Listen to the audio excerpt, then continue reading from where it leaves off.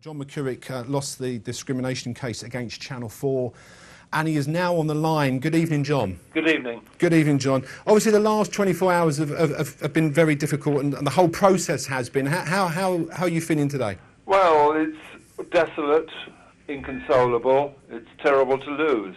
But in horse racing, whether you lose by a nose, a short head or 20 lengths, you've lost. So there's no good making excuses or trying to rehash the evidence.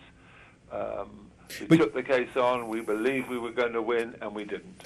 You made the point, obviously, I mean, you spent a number of years at Channel 4, for 3 decades, in fact, and you made the point that it's been replaced now by, in your words, suits and skirts.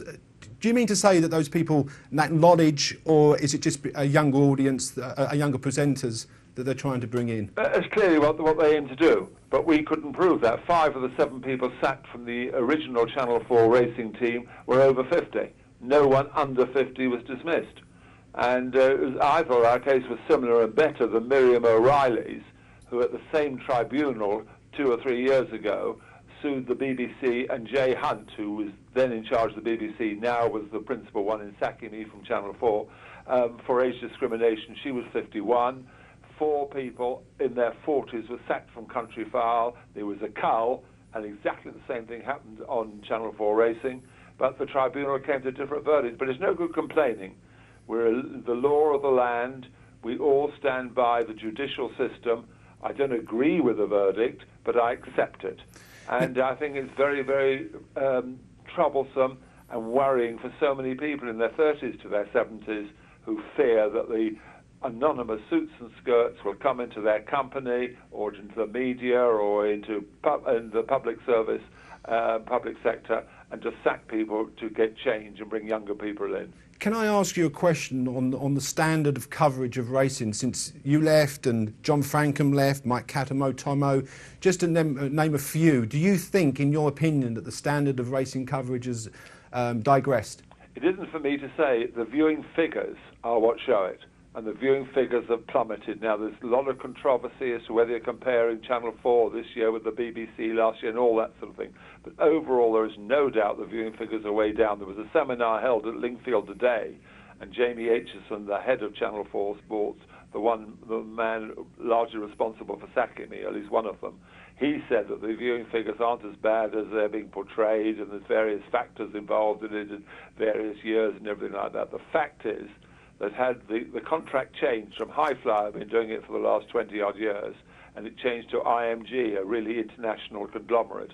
Had IMG put down in their bidding process that the viewing figures would fall as much as they have, they wouldn't even have won the contract. But it's not for me to say whether I approve of the programme or the way it's going. The viewers, they are doing the talking. And you also made the point that you feel that you've let down your wife, your legal team, your friends, your colleagues. Do you feel as strongly tonight as you did yesterday about that? And how do you feel in terms of the letdown? Is it because you was trying to do it on behalf of the sort of more senior brigade of experienced journalists? I have failed so many people, and I've apologised to all of them, every single one of them. But I was never in this for the money. All I ever wanted was my job back. Had I got my job back, then there would have been no litigation. The legal case would have stopped completely, and the matter would have ended. But the problem is that this is the same with all firms virtually, that the anonymous suits and skirts who come in and take over public companies, whatever it is, the public sector, they have to change. You can't be brought in and then keep things going as they are. But people say, well, what on earth have we brought you in for? So you use, for instance, the soap operas, and new people take over to produce it, and they kick out 1 or 2 well-known older names. But the older people suffer. And what we've got to realise here, that you should never be sacked because of your age. Your merit and ability, fine. People have said to me, well, John, your policy, you go until you're 90. Absolutely ridiculous. This is somebody better, whose merit is at least equal to somebody who's older, then they can pick and choose. But no one said they've got somebody better than I am or knows more than I do.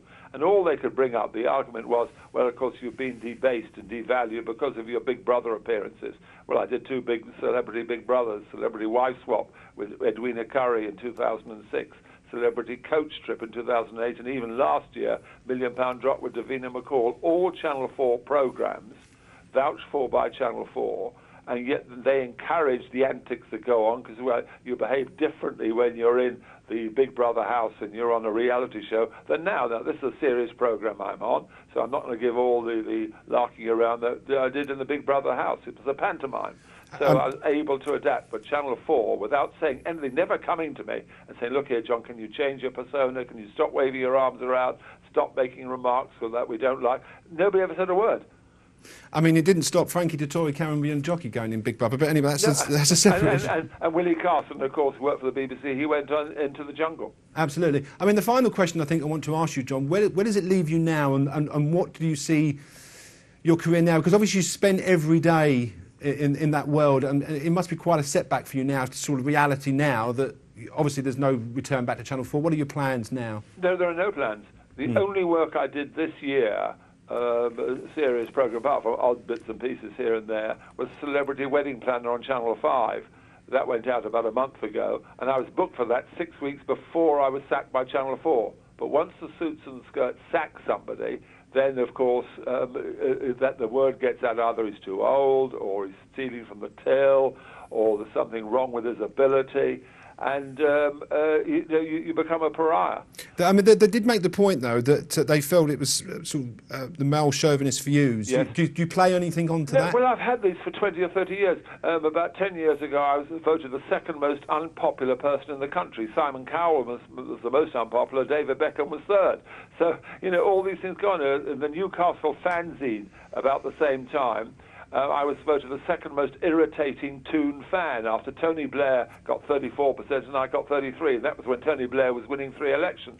So I've always had this sort of, I hate to use the word marmite, but people like or dislike.